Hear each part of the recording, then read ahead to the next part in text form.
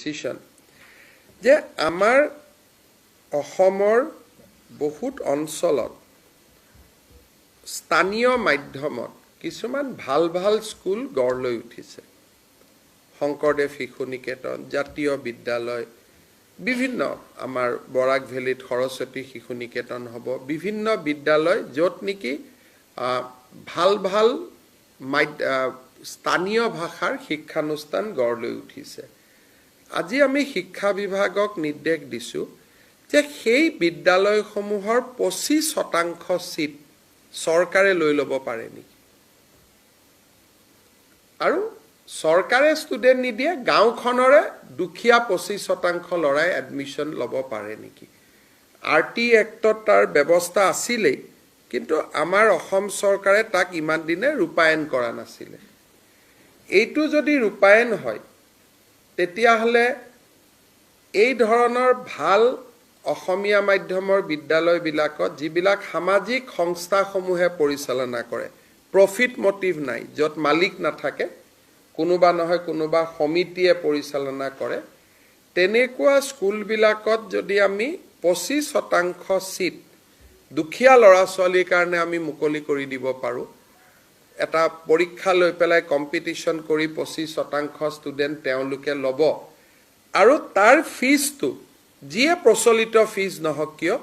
ফিজটো ৰাজ্য চৰকাৰে দিব তেতিয়া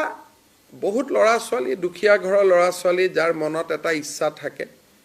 কিছু অন্তত মেধাৰ ভিত্তিত পৰীক্ষা দি তেনেকুৱা স্কুল বিলাকত নাম ভৰ্তি কৰিব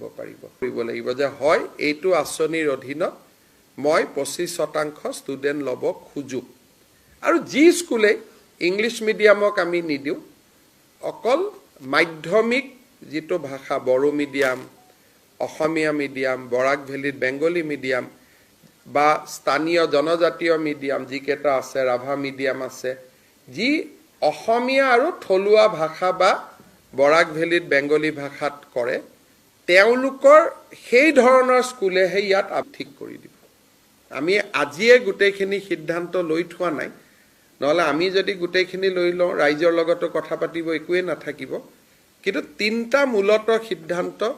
ইংৰাজী মাধ্যমৰ স্কুলত নিদিও নম্বৰ 2 25%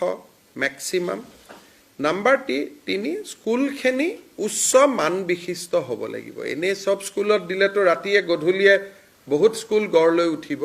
সেইকাৰণে স্কুলখিনি এটা উচ্চ মান বিশিষ্ট হ'ব উদূৰ প্ৰসাৰী এটা চিন্তাধাৰা এটা শিক্ষাত আনিব খোজা হৈছে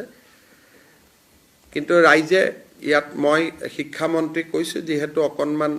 বস্তুটো স্পৰ্শকাতৰ সেই কাৰণে অলপ আলাপ আলোচনা যাতে কৰি লয় পোনছাতে এইটো সিদ্ধান্ত বুলি ধৰি ল'ব নালাগে এইটো এটা কনসেপ্ট বুলি ধৰিব লাগে যে এটা কনসেপ্ট এটা লোৱা হৈছে এইটো ফাইনেল ডিসিশন বুলি ল'ব নালাগে